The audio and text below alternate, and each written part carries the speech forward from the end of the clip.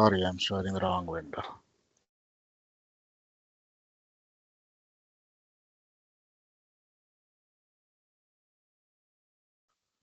Still, I'm sharing the wrong window.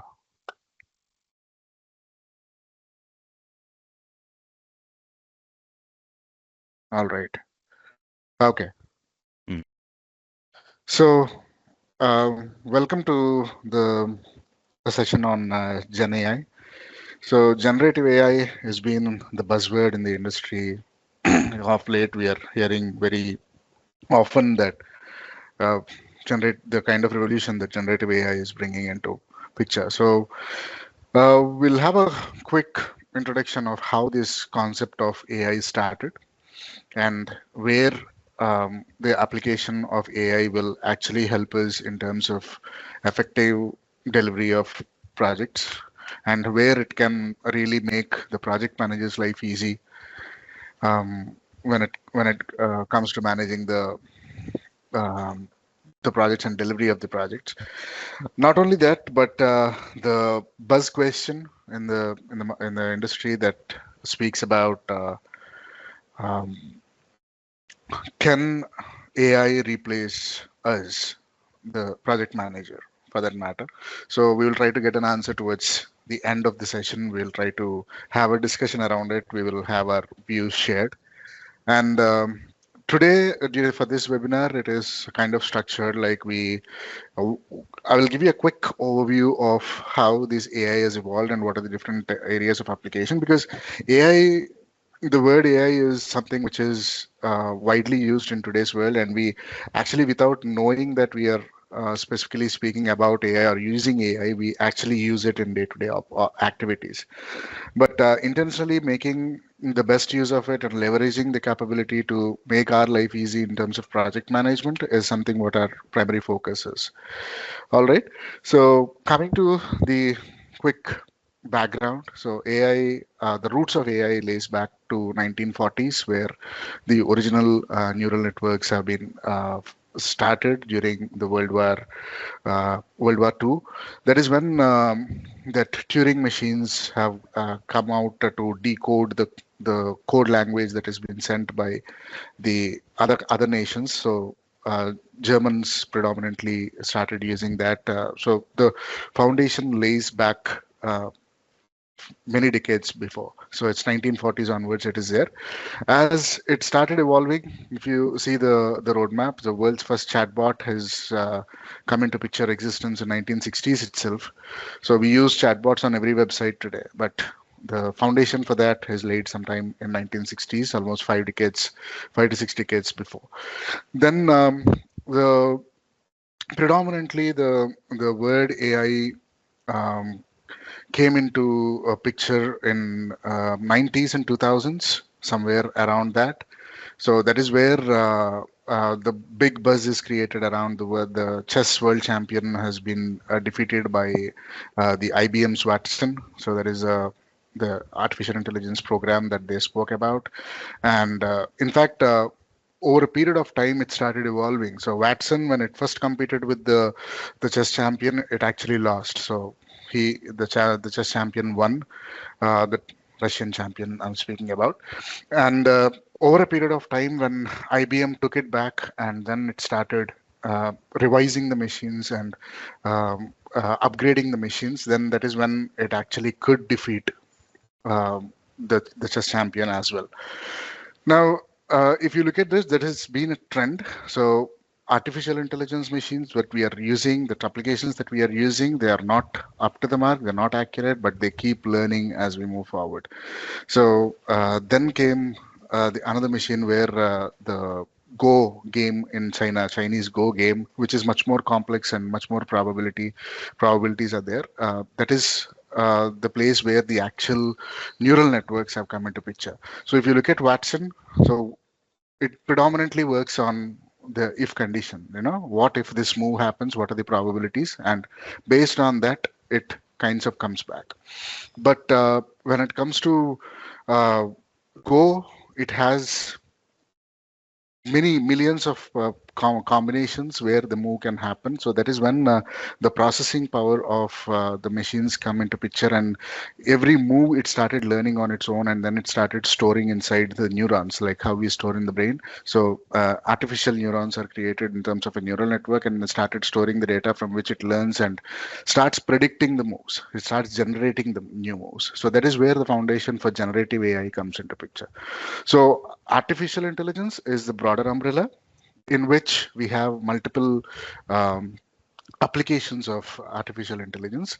So if you categorize them broadly into traditional AI and generative AI, so generative AI predominantly comes into picture when it can actually generate the content.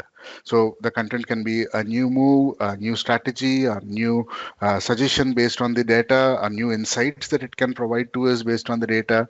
Now we all use ChatGPT often. Uh, the completely the natural language processing, so it can understand the way you speak and then it can respond to it. And accuracy wise it's pretty high, even though it is not 100% accurate, which takes a lot of time and a lot of data for that to keep learning, but reasonably good accuracy has been achieved in today's world. So traditional AI predominantly focuses on problem solving, speech recognition.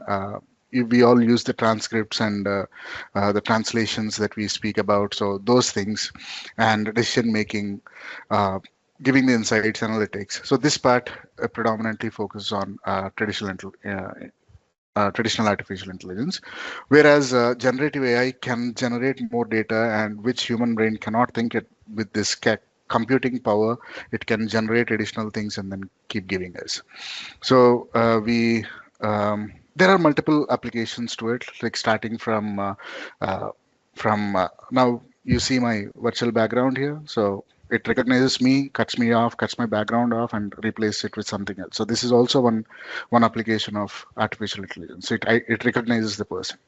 So starting from this, we all use YouTube, we all use Netflix. So how is YouTube predicting the or suggesting you the right videos based on what you watch, based on what your preferences are? It keeps learning on its own that these might be of interest to him, and from the millions and billions of videos and content that is available on the platform, it suggests you the right one, which is more applicable for you. So from there up until using a computer vision application where uh, automated cars, self-driving cars, which Tesla is kind of testing, Google is kind of testing, where it processes millions of images per second, and then it reads whether the how the roads are going, how the traffic is on the road, any obstacles are there. So from simple applications to a very complex applications like computer vision, so every industry started adapting these things. So if you see, some of the applications are like art and design, music composition, video creation, image creations, you know, product designs, for financial forecastings. This is also widely used. Health and diagnosis, healthcare. So these are all different industries that actually have started using the AI applications. Now, coming to if we have to categorize that modern AI, predominantly you can have these four things where we say that generative AI, where it creates the new content based on the learning patterns, and the data need not be labeled. So anything that you speak, it can start generating based on that. Then the machine learning, where structured data should be there with some labels around it, and from that it starts learning, and then it will give us predictions, something like decision trees, uh, you know, uh, all the recommendations that we speak about. So those things are part of machine learning part. And deep learning, which is predominantly built on the neural networks, that is a kind of a subset or an advanced subset of machine learning. So where you create multiple neurons, like how our brain consists of neurons, and we store um, the information there. So deep learning does the same thing in multiple artificial neurons that are created in a software application, where it keeps on storing this information in different nodes, and all these nodes are interconnected. So they make the relationships and make the patterns out of it. So all that recurrent neural networks or convolutional neural networks, whatever we speak about, all these transformers that we're speaking about, all these chat GPT, everything is built on there. deep learning modules. So LLMs is large language models, predominantly one variant of the deep learning algorithms that are being used, where we all use the GPT, that is generative pre-trained transformer. So that is also one of the very powerful deep learning algorithm that has been created in the world. Now, what can AI actually do to us? Like when application in the project management. Predominantly, if you look at it, simple things like automating the routine tasks, like if you want to create a status report. So why do we have to spend so much of time? Instead of it, we can simply go and speak to a system where it can understand and brings the data from a source, analyze the data and transforms it into a meaningful report. So that is something what many of our project managers in the project management community, we spend a lot of time in it, but that can be automated. Assisting in complex analysis. So what if this task goes delay? What if this vendor doesn't delay the material on time? What is the impact on the overall project? What might go wrong with the budget? So what are the impacts of political situations on my project? So these kind of complex analysis where a lot of ifs and buts are there and no structured or robust data is available. So this is where AI can uh, bring in its computing power to process so much of data in a short time and give you an data based, you know, information or database analysis, probably you can say an insight into the thing that is happening there in the project. Then augmenting the human efforts. Excuse me. So suggesting solutions to the problems that you have. What are the probable solutions that can be brought in for an issue? What can be an alternate plan? Correction plans, correction things, all these things, you can use that. Now, in complex analysis, especially when we speak about the complex analysis, that is where humanly doing certain tasks will be practically almost impossible. So that is where we can leverage that capacity of this artificial intelligence system, especially generative AI systems, and then we can go and do some of these things that are there, like resource allocations. So we struggle with a lot of tools, even though such a sophistication around project management tools are available. Still, there is a lot of struggle across the globe when it comes to handling resources, especially when the resources are working in a cross-functional environment and in a matrix kind of organization where resources are deployed on multiple projects, and the utilization of the resources needs to be managed in multiple scenarios, multiple projects. So that is one area where we can leverage the capability of artificial intelligence systems. Then risk management in terms of identifying or uh, procrastinating what can go wrong in the project based on excuse me, based on the historical information what is happening. The change management, assessing the impact of the scope or impact of the change on multiple objectives of the project. So any objective, how it can get affected, or if one particular change can impact multiple objectives together, so then how do we analyze that together? So these kind of things, we doing it using a tool manually might be challenging in large projects. So that is where we can take the capability of generative AI. So stakeholder management, again, communication, stakeholder engagement.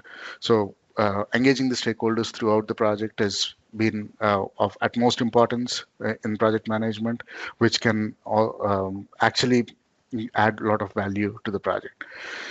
Then project prioritization based on certain parameters, like for example, if you take what is the budget that is being allocated to the project and what is the benefit that we are reaping out of it. So these kind of things also, you can go and take decisions based on that. Whenever that complex uh, data intensive decisions are taken and we have huge amount of data to process, humanly that may not be possible to process so much of data, we can use generative AI. So till now, if you look at our discussion, we have always speaking about how do we use it, but for adopting AI and making it use, do we AI is completely built on statistics, math, coding, and solving problems. So this is what AI, generative AI is can do for us. But do we really need to learn statistics, maths, coding? The answer is no. So then what do we do? Then how do we do it? So it's one simple, the machines are already created thanks to the community of a lot of engineers, statisticians, mathematicians who have come together to create the deep learning models that we have today, so strong and robust models, and also the computational power in terms of hardware that is available in today's world, where it can deploy these kind of large models and utilize it effectively. All that we need to do is utilize them effectively. So how do we utilize them? So one way through which we do it is predominantly using prompt engineering. So what is a prompt? Prompt is um, a, a sentence or an adjective or the way in which you communicate with an artificial intelligence system. So if you look at it, you need to define. I mean, systems are systems. End of the day, they can understand certain things in a certain fashion. So you need to go and phrase the sentences or build the queries in an effective way, where the system can actually um, understand it, get the data that you wanted, and give you the meaningful information. So anybody can use AI, anybody can give the prompts, but the results that are coming out of it, in order to reduce the vulnerability of the the results. So that is where the prompt engineering, learning it properly and utilizing it properly, will actually bring in a lot of value. So that is where the prompt engineering actually comes into picture. So effectively utilizing the generative AI engines that are there, the transformers that are there, is how well it understands the prompts given to it, and how uh, accurately it gives us the result that we wanted. So if you want a result which with higher accuracy levels, and it gives us more meaningful output, then the prompts also should be meaningful, but meaningful not from our sense, but from the sense of it, the transformer that we are using. So what we will do now, we will take the enterprise risk management as our subject today. So we will see in terms of project delivery in our series of AI webinars. In the last series, we have done how do we develop a project plan, a project schedule, and then use project management software like Microsoft Project to effectively build a proper plan in almost negligible time. You know, in less than 10 to 15 minutes, we have come out with a beautiful plan using ChatGPT as the engine. So now, as an extension to it, for the benefit of few of us who have joined us for the first time, I'll quickly take you through how to build a proper schedule using generative AI or using ChatGPT, and how did we do that? In the last session, I'll take 5 minutes to give you a brief of it, and then as an extension to it, so today we are going to focus on the risk management part, where how do we leverage the capability of ChatGPT to identify the risks in our project. Also, to start with, how do we use ChatGPT to establish a risk management practice in our organization, then apply this risk management framework into a project using a simple project. So risk management scope varies from a simple task will have a risk, projects will have a risk, your programs will have a risk, and enterprise level there are risks. So it's a vast area. So we will see in different layers how do we actually go and utilize ChatGPT to apply the risk management practices across the organization. So I'll invite Srinivasan sir to take us through a live demo on the ChatGPT, using ChatGPT. How do we establish the enterprise risk management practice to begin with, and then we will take it up into implementing that practice using one simple project. Yeah, sir, over to you. Thank you. Thank you, Prashant, for walking through the fundamentals and how we can take it into practice.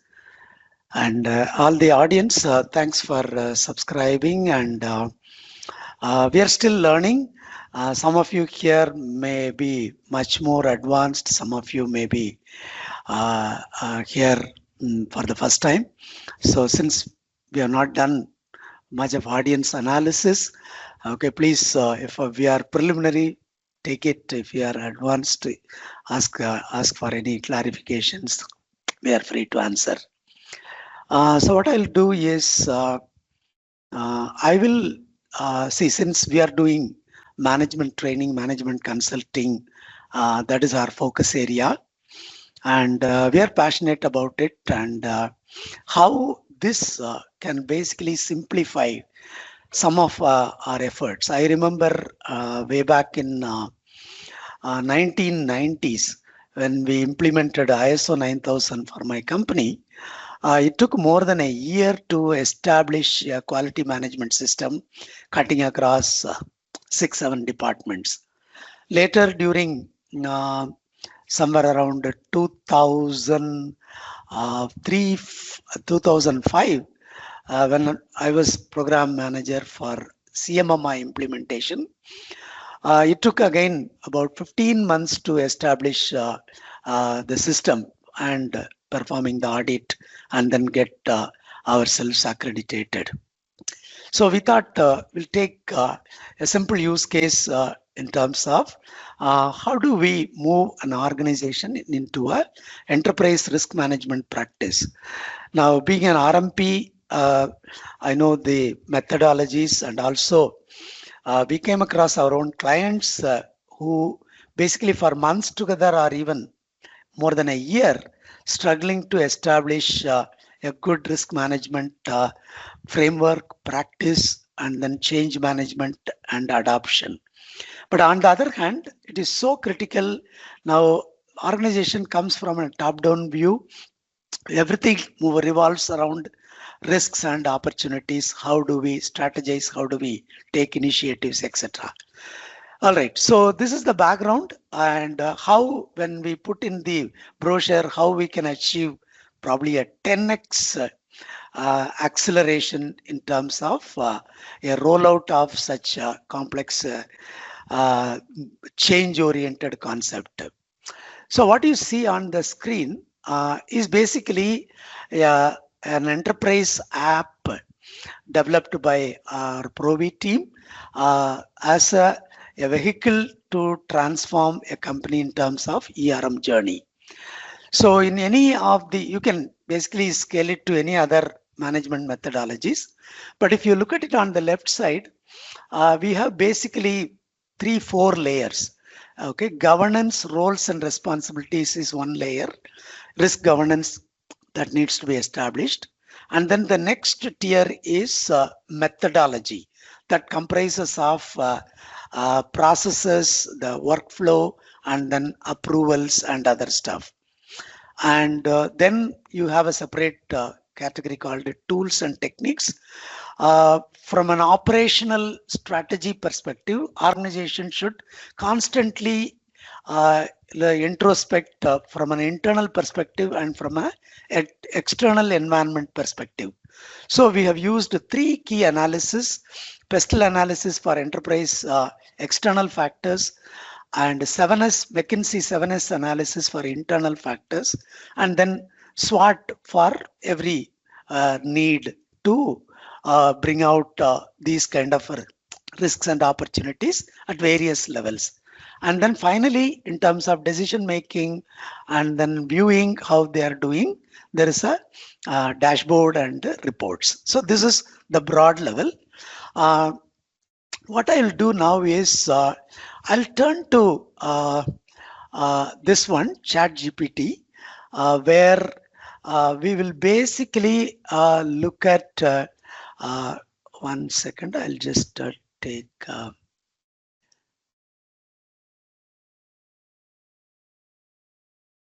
yeah.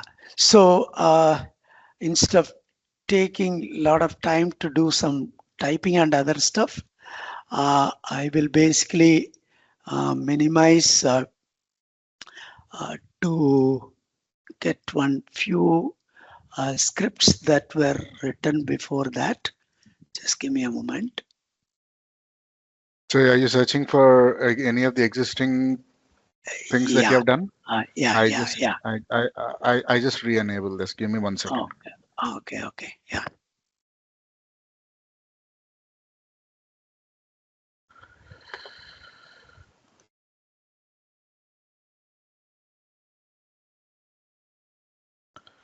Can you refresh the page once? Okay.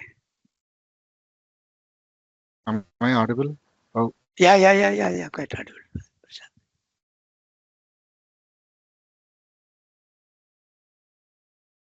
sir, can you refresh the page? It will be there.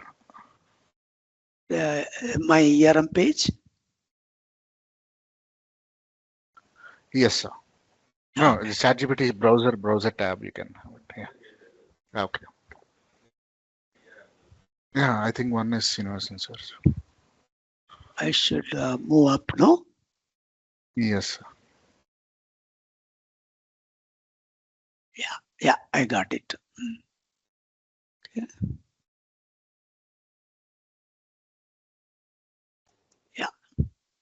So what I'll do is I'll just take one mm, use case where the first layer, in terms of risk governance.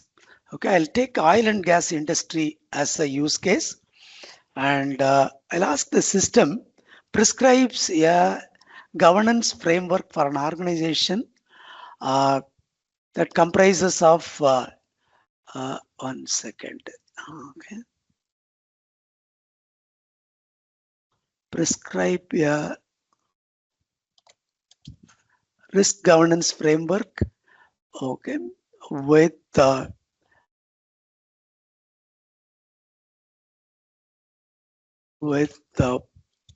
policy, principles,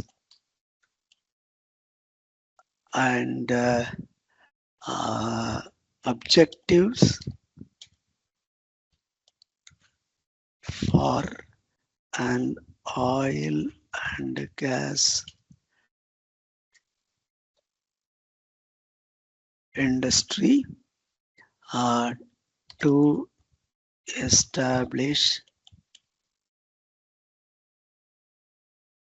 an ERM practice. Okay. Now every time I search, things will be different, but let's just look at what it gives.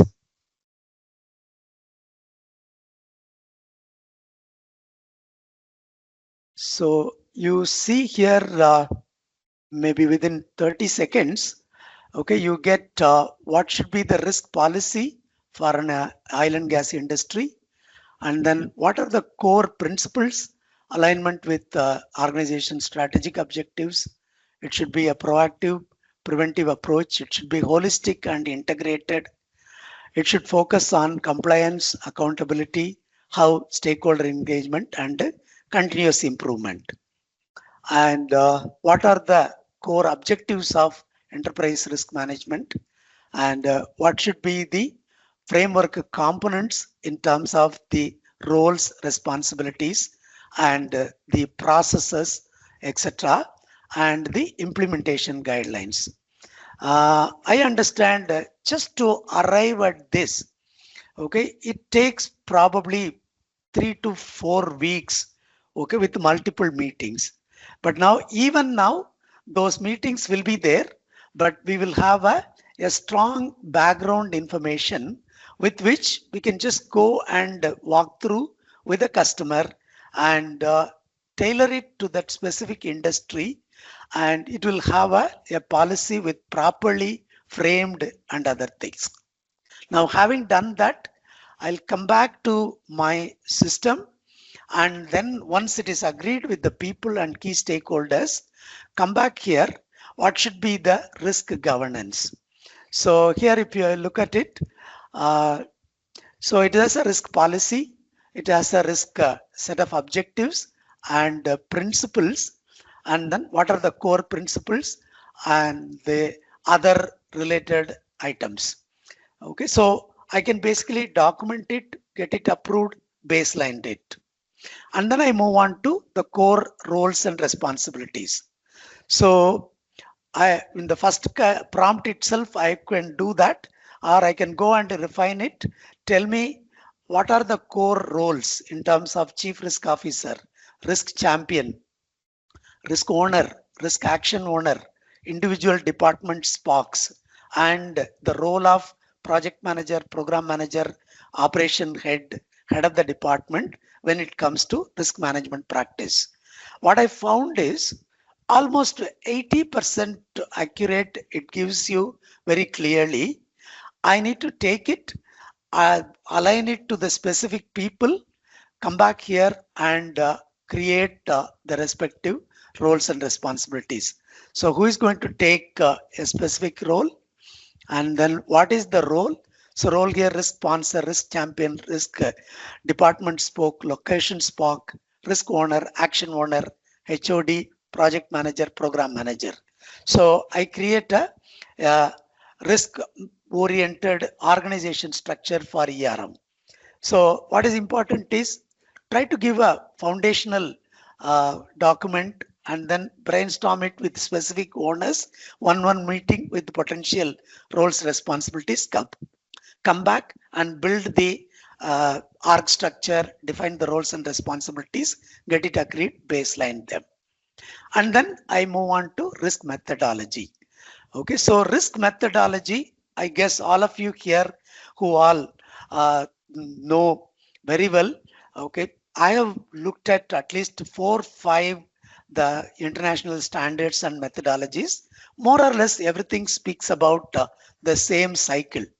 Okay, a strategy and risk identification, risk assessment, risk response planning, risk monitoring, and control. Okay, when it comes to ERM, we need to understand that strategy, portfolio, operation, that doesn't end. So we need to realign it, how we need to do this quarter after quarter. When it comes to project centric; when it comes to program centric, and then build this methodology.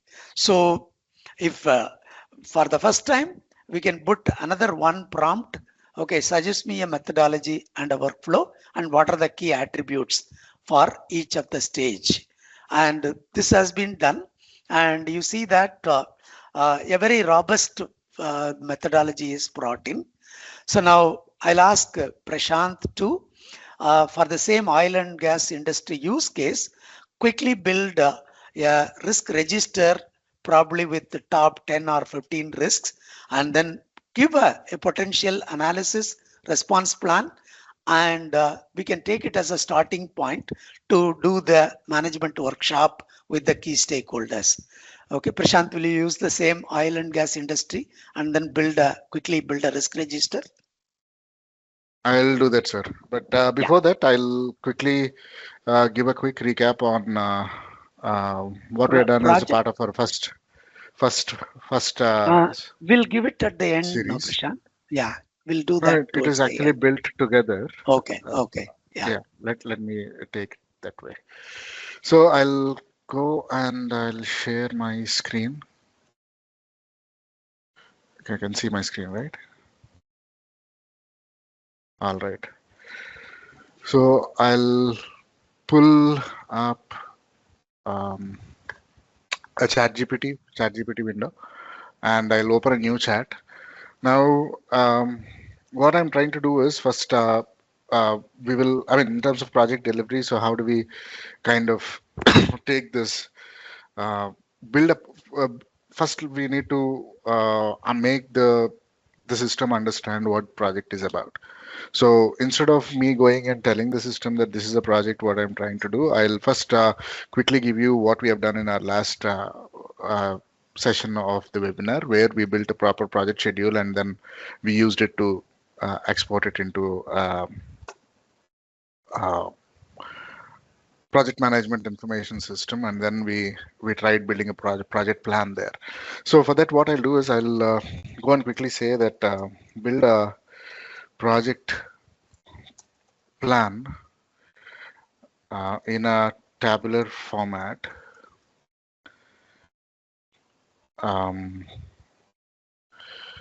To which project do we take in oil and gas industry? So like, shall we say that an extension of a plant, extension of an refinery or something? Can you hear okay. me?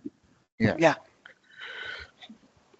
Extension of an existing facility of oil refinery with, let's say, 5 phases and activities of each phase. And each activity should have the durations and predecessors so that the entire network and the schedule will be built. So I'll go and give this as my first prompt where you can see the ChatGPT goes and works. Now, this is a paid version of ChatGPT, and we are using the latest model 4.40 for this thing. So 4.0 predominantly speaks about most of the generic tasks. It'll do good, but you can also have that O1 where you can have much more analytical and reasoning capability models also. But this is more relatively more stable, and that is still in the testing phase. So I just brought that uh, into it. Now, if you look at it, there are 5 phases that are prepared: planning and design, site preparation, construction of the extension of the existing plan, testing and commissioning, and handover. Now, if you further want to refine it, you can give additional prompts. I'll just use one prompt where I will say merge the phases with activities and uh, show the phases as summary tasks. So you can keep on revising and refining this plan, refining the table what we have generated, the plan what we have generated. Now, if you look at it, phase one is planning and design, 1.1, 1.2, the respective activities with the respective durations, and you have predecessors and the expansion or a description of the tasks also in the remarks column.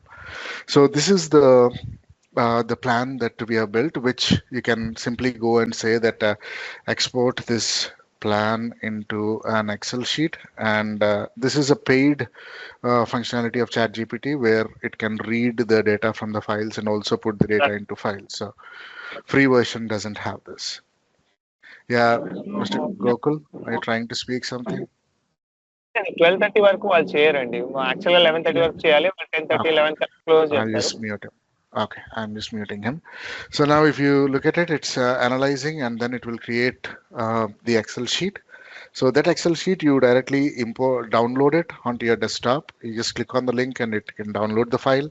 And with few clicks of a button, so you can just point to this Excel sheet and Microsoft Project can build a beautiful project plan.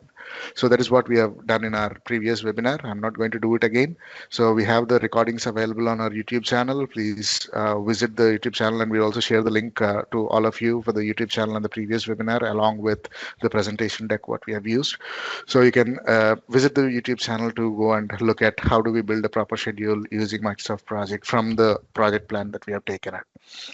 So now what I'll do is I will say that for this particular project, whatever we have built, already the project plan is. The beauty of any transformers who are using it for the first time, the beauty of it is a conversation. Remember that you are having a conversation with the transformer. So whatever the results that have come up in the previous chats, and whatever the prompts that you are trying to give previously, so everything it keeps a track. As long as you are inside the same chat, it keeps a continuation of the conversation. So again, when you're going, and now I'm going to go and ask ChatGPT to build some 20 risks, identify some 20 risks. But now I'm not going to go and explain what the project is, and for this project you go and bring the 20 risks. No, you just identify 20 risks for this project, and it will consider the previous data, whatever is there, and it considers that project and identifies the risk. So let us go and build a risk register for it. Let's say I'll identify 20 risks for this project.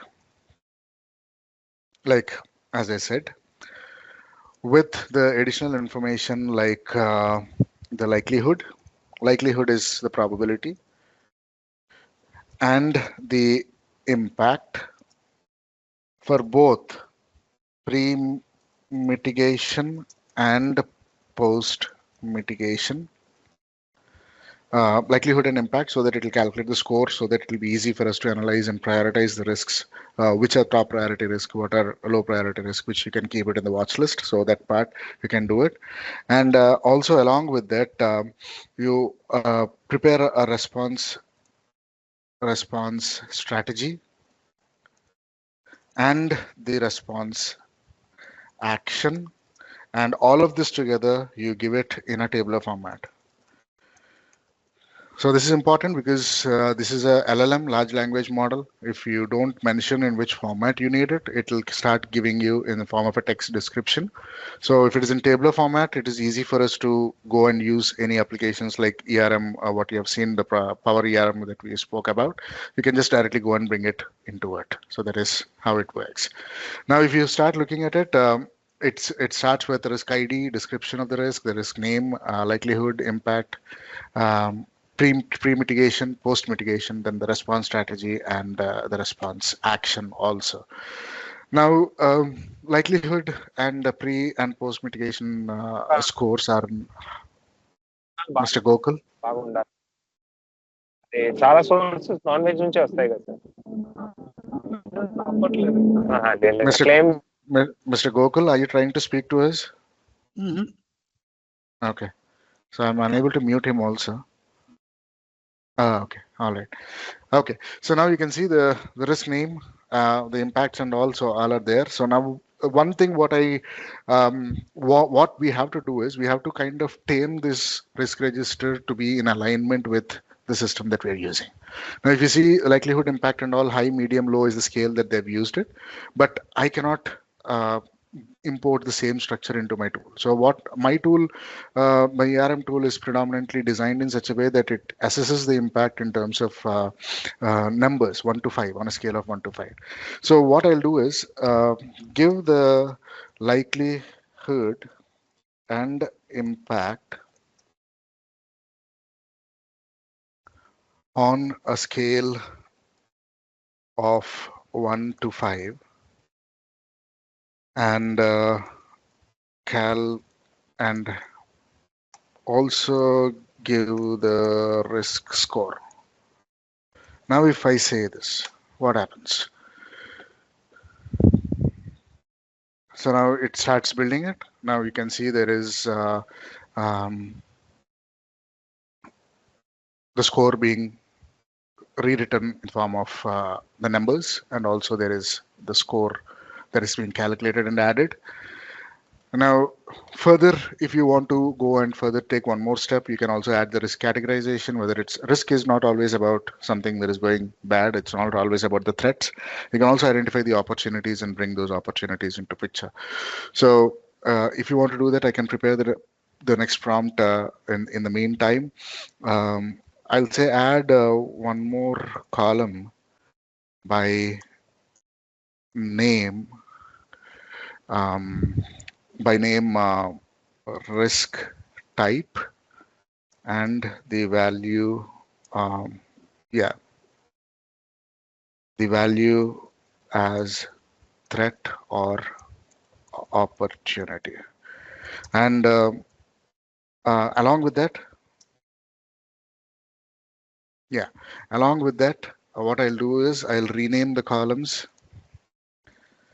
rename the pre and post what are there in the brackets. I don't want them to be like pre and post in the brackets, but I want them to be kind of pre-mitigation fully written as pre-mitigation and post-mitigation for both likelihood and impact. Sorry. Mitigation likelihood and post-mitigation likelihood for both impact columns also. So now when I do that, now it adds one additional type, risk type. Now you can see there is a new, after the description, there is a risk type, which is threat. And now you can see pre-mitigation, likelihood, post-mitigation, all the columns are renamed. So I'm trying to bring this table, what ChatGPT has given us, to a very prompt match to my template what I'm going to import into my Power ERM. So that's what I'm trying to do. So you can see the list of all the threads that are there, but um, replace 5 threads. I mean, I can add it, but I just wanted that to be 20 with potential opportunities. And you can see some of the threats in the system will be replaced as opportunities. So there is a same table, it keeps updating and all. So once that is done, what I'll do is I have a template available where I'll just bring that up. So this is the template that I'm speaking about, which has been exported from my Power ERM system. So these are all the columns that are there. So I tried matching all the columns to these columns that we have here in the template. So I'll do one thing. I'll just directly go and say that the table is good, but in which format will you give it to me? So if you see how beautifully it can think when you actually promptly give it. So if it is a threat, the score, pre-mitigation score is 25, post-mitigation score is 9. So based on the response, the score is reduced. But for the same thing, if it's an opportunity, the score is 12 pre-mitigation, and you're enhancing the opportunity, the score increased to 20. So it should work in the reverse way, and that will be taken care by the system. We don't need to worry about it. Now what I'll do is I want this risk register what ChatGPT has built to be brought into my template. So what I'll do is I'll go and upload this template, risk register template, and then I will say that you place all these 20 risks in the template attached without changing the table and its headers, because the template should not be disturbed for me, because I want this data to be written inside the template. So that is what I wanted it to be done. So now all these 20 risks, whatever we have built, so that will be placed inside this template, beautifully aligned to each of these columns. And if there is any mismatch, it has the capability to go and match the columns and place it. Even though there are slight variations here and there, it can still do it. But in case if it is not there, you can go and write one more prompt saying that you update the table to the column name to be this. So there are some columns which should not be modified by the ChatGPT. So like you can see there is something called do not modify inside the Excel template, which the Power ERM requires that. So I told the system not to go and change the column headers. Without changing the table and its headers, you try to place these 20 risks as what we are trying to put that there. So it takes a bit of while because it is building a file. So if you want to see the process, what is happening, you can see all the columns and it's mapping, how it's mapping, and all it's happening at the granular level. So everything is built on Python scripting, so you can see those. And once this is ready, an Excel sheet will be ready with the risk register that has been built. Now you just click on this and it will download that file. And if I go and open it, you can see all the risks that have been identified are beautifully placed inside this Excel sheet. So risk IDs with risk names, types, everything is beautifully placed inside this. So now this Excel sheet, whatever I have, I will share it with Sam, so that he can go and take that into ERM and upload it into ERM and see with one few click of button all the 20 risks and the opportunities that we have identified. It will be beautifully populated there. Over to you, Sam. Yes, Sam.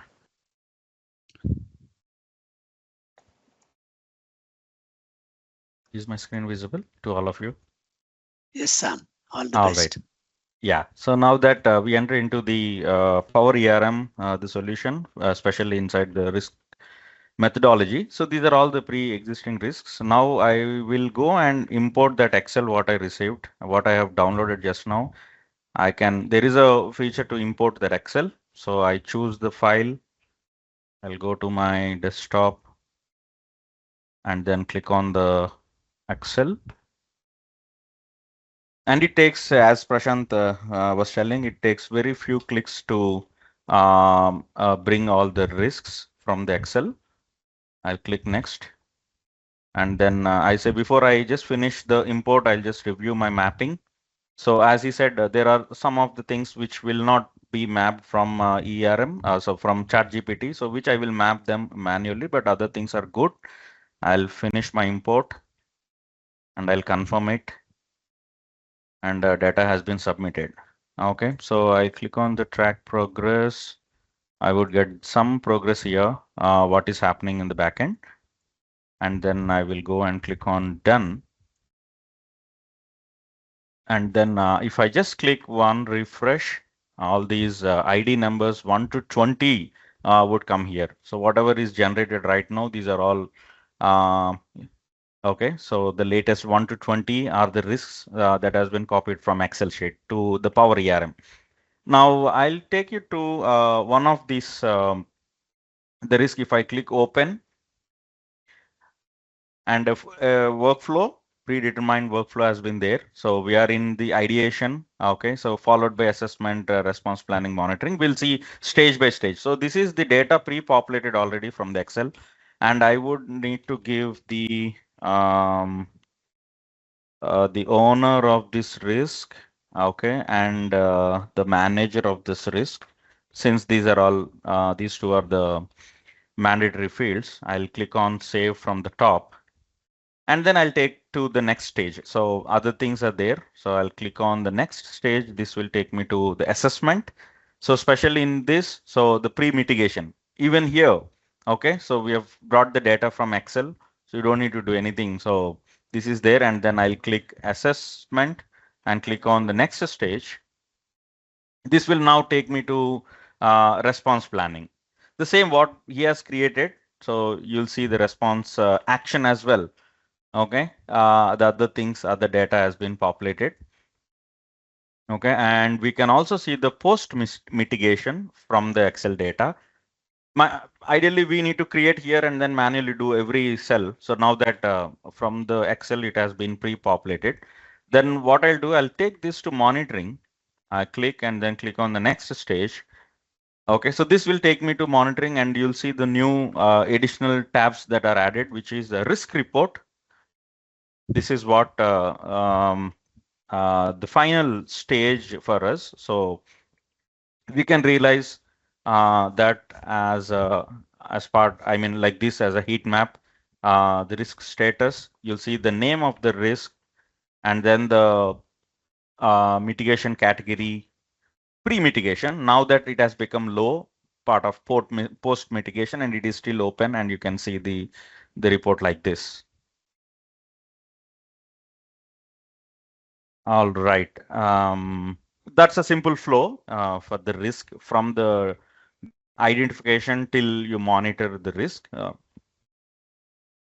Now that I'll give it to Srinivas. Sir, would you like to add anything to it? Yeah, fine.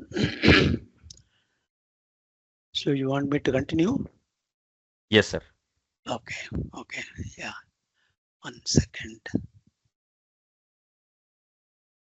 Can you see the screen, sir? Yeah, I can see your screen now.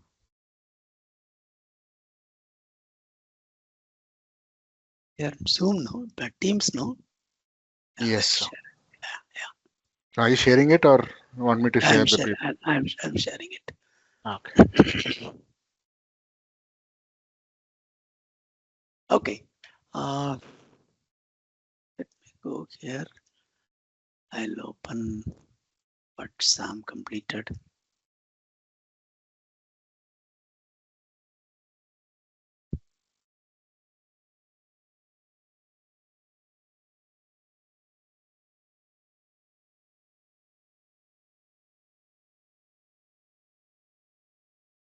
Already we have seen the methodology part, and as I told you, the enterprise risk management looks from strategy, operations, projects, portfolio, programs, and operations. So when it comes to operations, some of the risk will occur. So we need to watch the the trend, how frequently it is coming. So that part needs to be recorded. And as part of monitoring, we also need to continually improve in terms of the improvement suggestions comes from audit. So here we can basically generate a checklist for a specific department audit or a specific audit, and then with that we can basically go and upload a checklist and then audit. Once the audit is done, reports are given and you need to act on it. So there will be a action report, okay, in terms of closing the non-conformities and other things should be timely done. So these are the things that goes as part of methodology and then actual doing it and improving it on a continuous basis. And then I also talked about some of the tools and techniques. Currently we have automated 3 techniques which are most important. One is external through pestle analysis, and then internal organization factors through 7S analysis. I'll just show you one part, pestle alone. So the pestle, you all know, is the acronym of political, economical, social, technological, legal, and environmental. So this is something we need to do it on a event-driven or on a routine basis. So how this is done, let me look at it now. For this again, for example, to this particular industry, okay, so what kind of this pestle factors can influence? We can create a checklist. Against that checklist, you can compare it for your own organization. Where do we stand? So let me go through one or two. For example, when it comes to political, so let's say I'll edit. So you will see here, these are the political factors.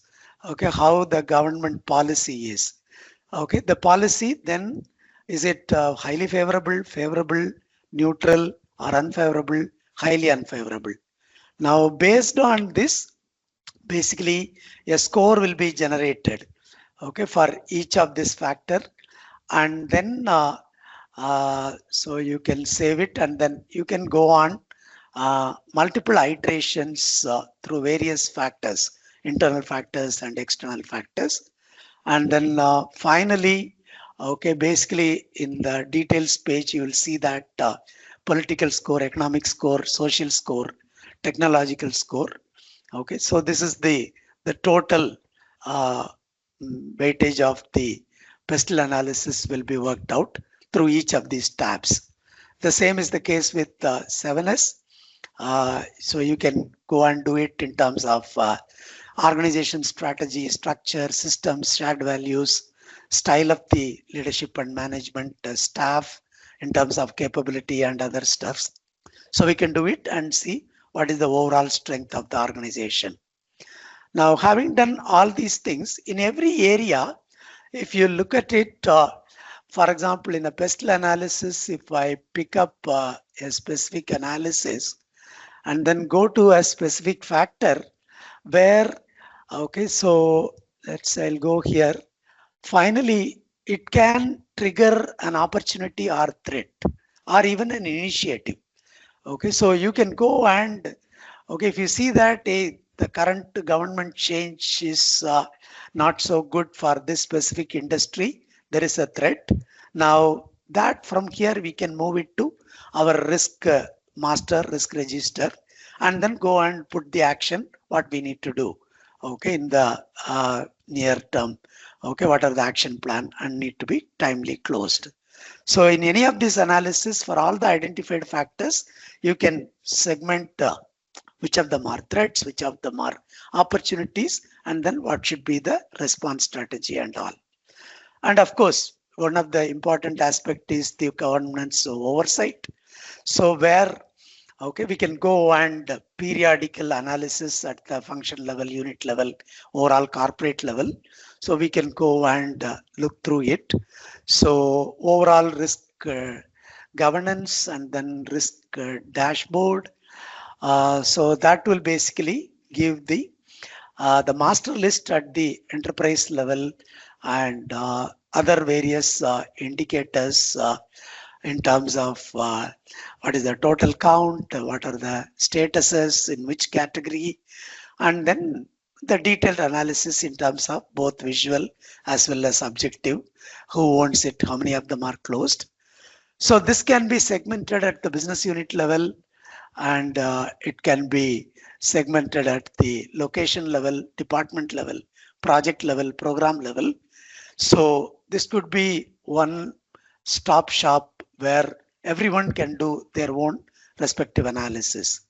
And then what are the audits that were taken place, what are the action log, how they're being brought to closure, and what is the pestle analysis, current analysis, what are the past analysis score, which of them are red, which of them are green, favorable. And so you can see how those things can be managed in terms of 7S. Where are we strong? Which of them area are needs improvement? From there, what is the action? Okay, and then bring it to respective risk or opportunity category for a timely closure. So now for all of them, again, as Prashant played in terms of a use case, so we can always seek what is the global best practices. And currently we are also working. What we have seen is finding out from the external source global best practices and then bring it into the organization. So the next step what we are working on is looking at our own organization's internal information. From there, how do we analyze and bring out the analysis for the ERM practice? So that POC is also going on. Then we will basically do in 2 iterations. Okay, isolate internal and do external and bring it inside, and then isolate external, do it for internal statistics so that you don't leave the proprietary information go out of your organization. So those are the things. Standard products are available like Copilot and various other models, but sometimes they may not really go such deep when it comes to specific enterprise practice.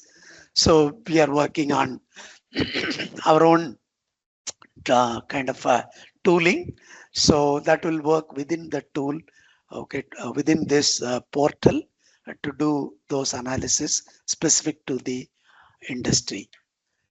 So that's a bit of a demo. I don't want to stretch too long, and a lot of people are here, project management community, and also SMEs in risk management, ERM.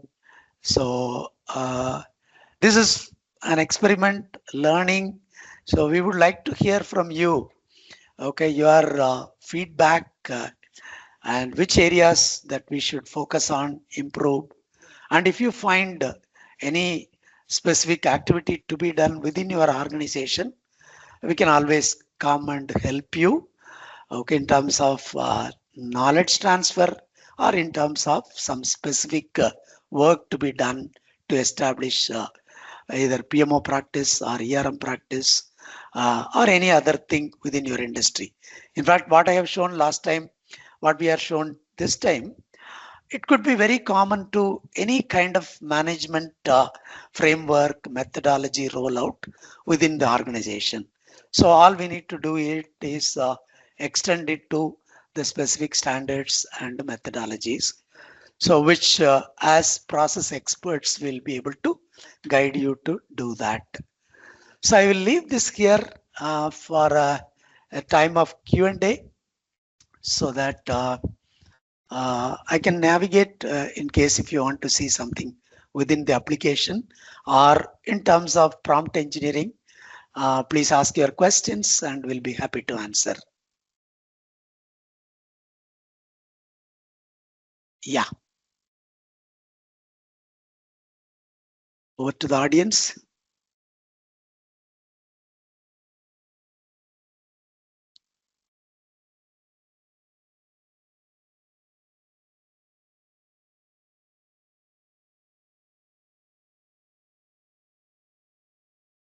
So people can unmute and speak. Yeah. So Please probably allow.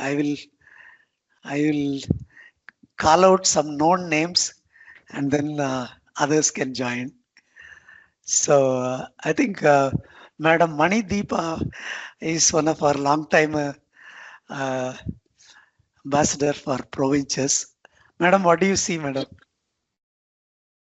So, so Srivasan, this has been helpful, and I know having been in the project management field for 10 years plus, almost 12 years now, lot of rapid developments are happening. What I would really like to see is the resource management aspect of project management. I think a lot of AI can be leveraged to manage that. Right now it's a lot of data maintenance and trying, especially the estimation aspects and the monitoring aspect, because one is you have an estimate, you never really know what the final monitoring is coming out to be. So those are some of the challenges that I see is an area that AI can hopefully address for us. Okay. Thank you for the feedback. Probably the next use case we'll look at resource optimization part. And of course, as you said, estimation is a big black box for most of the companies. Yeah. Yes. Thank you. Yes. Thank you. Yeah. And especially what I've now that I've moved into larger companies, allocations and monitoring when you're working in a global environment, and you have to sync calendars and find when that person is available, etc. These are some of these routine things that I find very challenging in terms of estimation and actual monitoring, right? So that's where I feel that we are probably underutilizing resources, or those kind of challenges, or we are overestimating something or the other, right? So it's very difficult to gauge that. So yeah, that's something that I see as a challenge, estimation in general. Thank you. Yeah, anybody else? Muralidharan, you were able to join. Thank you. Yeah, I'm sorry I was late a bit, so just thank you.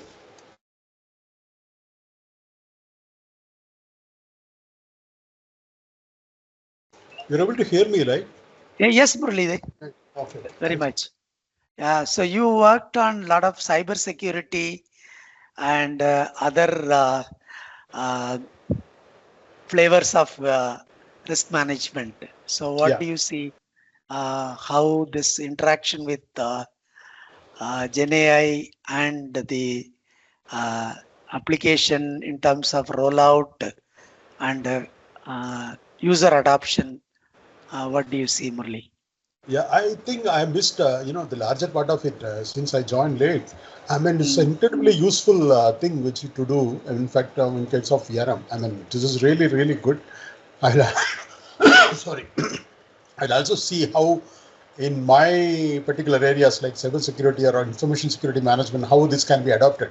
This is a good insight I received today. I was never thinking of similar applications. It's wonderfully done, and thank you. It's very good in my opinion. So, information security being a very, very vast domain. I mean, it's daily something new comes up. So risk management, especially, it's a very, very challenging thing, and in information security. Probably, I will also explore how we can best, apply these principles into it. Yeah. Thank you, sir. Thank you very much. Yeah. Yeah, other questions? A lot of people have joined. Syed, Satya.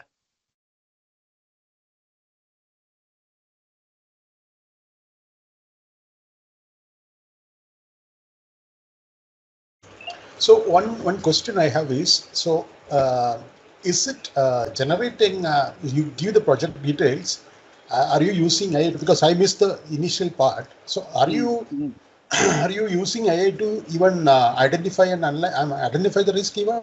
Or yes. Yeah, okay. Yeah. So two ways we can do. What he gave initially is, for example, he first generated the plan, and then against the plan, he is asking Gen AI to expose the vulnerabilities and then potential risks and the in terms of magnitude, okay, likelihood and impact. So do that. Or in general, you can give, hey, this is the type of industry and so what could be The the case. areas. Yeah. Yeah, yeah. Yeah, yeah. So we can be more specific or generic as well. Okay. Thank you. Yeah.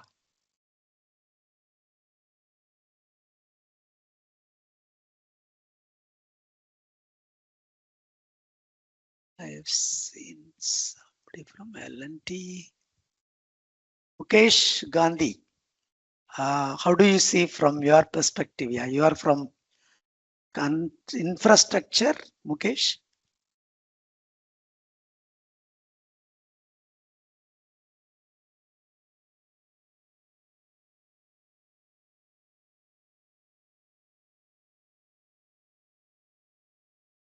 Any others?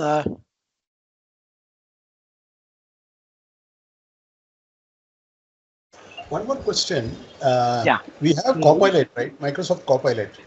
Why Yeah. on ChatGPT? Any specific reason for that? I mean, just to it occurred to me. That's the reason I was asking. Okay. Prashant, will you be able to take this question? No, maybe there is some specific reason. That's the reason I'm asking. Yeah. I just wanted to know that. Hello. Yeah. Yes, sir. Yeah. Copilot, actually Copilot is built on ChatGPT. So Okay. Copilot Maybe, predominantly they integrated it into M365 suite so that it can okay.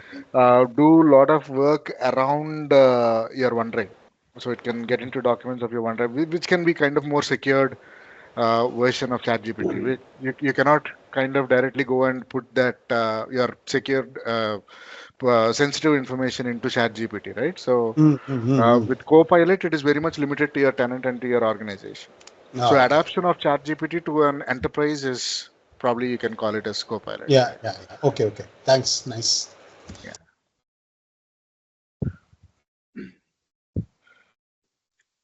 Yeah. Good evening, Srinivasanji.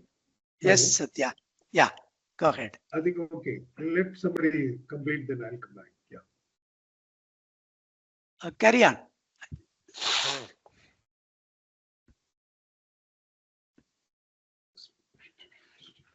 Go ahead, Satya. Mr. Satya. Yeah. Okay. I think. Thank you for your invitation and really educative. Today I've learned a lot of things with all your approach. Just let me understand. See, when you address a risk, the risk has to be rooted out. Risk has to be rooted out with a concept called cause, treating the source, source of cause. How this is addressed here? Okay, so source of the cause. Yeah. Now, see, as ChatGPT say on its own, let me complete. Let ChatGPT says on its own, or it is based on the industry experience, so industry situation, or a sector situation.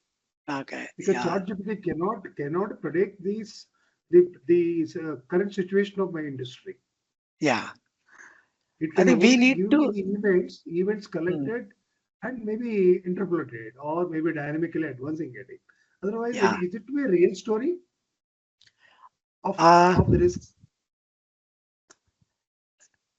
Yeah, good question. But I think as Prashant started in the beginning, no, it can never replace human intelligence, and it only picks up a vast amount of data.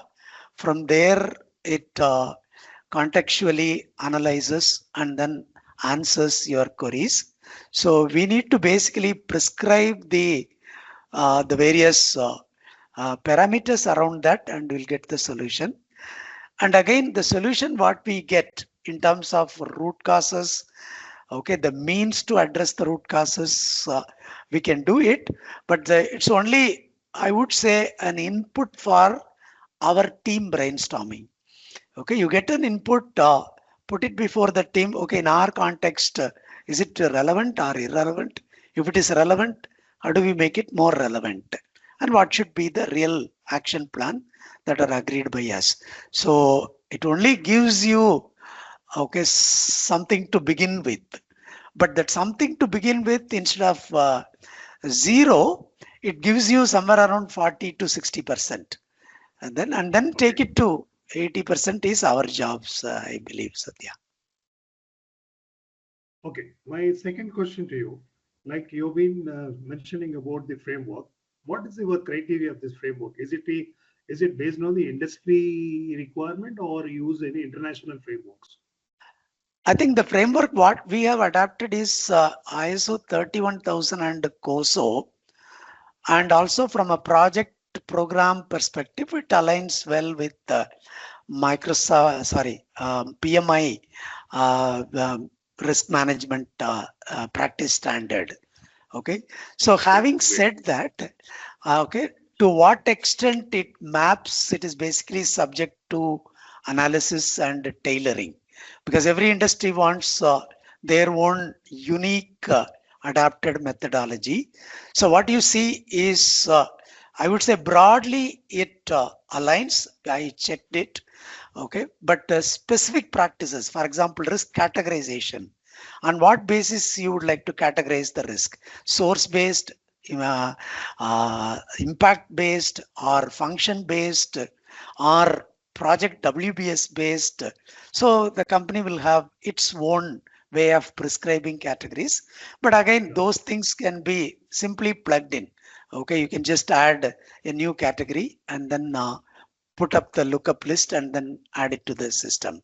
So it's quite, I would say, like, for example, we had one application deployed, not ERM, but the other one, Promise PMO tool. The customer asked us, can you deploy it in 1 week? And we should start using it. Okay, so we were able to do it, not just vanilla, but also taking their input, tailoring it, and then deploying it in 6 working days. We could do that, Satya. Congratulations. Only my suggestion would be, like, you have used the paid ChatGPT, and if you can add one column about the risk, then one is event, other is the what actually the event the ChatGPT is predicted, or what causes the ChatGPT is also predicting, and check my end whether it is relevant to me or not, then I can customize. And I request you to look into this. Yeah. All right. Okay. Yeah, Jayesh, you had a question. And, Sir, 1 second, Joyce. Jayesh has asked a question. He raised his hands. I'll also read it. What are the practical applications for PM? Okay, what are the, of Gen AI for PMO? Okay, have you made a playbook so far? To answer to it, in fact, the last series, what we did was fully for a PMO and project manager context. And that also, we just showed how to work breakdown structure, schedule, okay, as a demo. But what we intend to do in January is an 8 hours of prompt engineering for PMO and project managers. So therein, we would like the participants to pick up a use case from their own company, from their own background, and then start building right from the pre-project onwards until end of the project. Okay, through maybe a series of business processes enabled through prompts, so that in 8 hours they are able to have a full experience of project plan development, monitoring, and then risk analysis, lessons learned. We would like to take the candidates through the entire cycle. Okay, so it would be a 2-session, 4+4 2-session workshop that we are planning. And these 2 webinars are only more of a prelude to that main workshop. So you can expect that to be a full-fledged solution for PMO and project manager, and with, of course, a playbook as well. Have I answered? Oh, I'm so sorry. Yeah, I hope I have answered your question. Thank you, Jayesh. Wonderful. Yeah. As we keep talking, the feedback is presented in the chat bot. Please click and then fill in the feedback. And Yeah, yeah, we Sam, can thank also you, have Sam, this QR. share- Yes, sir. sharing the QR code. In the meantime, others who have questions, please raise your hands. You can ask. Joyce, you had a question? Sir, my doubt is very much similar to Satya, whether he was talking about the aftermath of a risk. So my doubt is, so AI can sometimes exaggerate or downplay the intensity of risk when we are ranking the likelihood and impact of a risk. So, Yeah. so what to do in that case? I mean, we Because can some never. risks are industry specific. So Yeah. So it's always our human judgment overrules everything what GA does, because it does maybe globally surveys and gets you. But if you say that, hey, my company is unique, and so we all we need to do is just override and improvise on its recommendation. So it can never replace us. That's what I mean. What I'm trying to say this is, I tell you, organizations try to reinvent the wheel, build their own applications, their own brainstorming. I know I myself worked with a company for 12 months to build a project management framework, and at the end of it, they could not even move one step forward. Okay, that actually could have been done in 1 month itself. Okay, if probably if we take help of this ready to deploy tools and with either Copilot or ChatGPT, and if the organization has that intention and mindset to be agile and then start working on a new way of working. So these things facilitates that.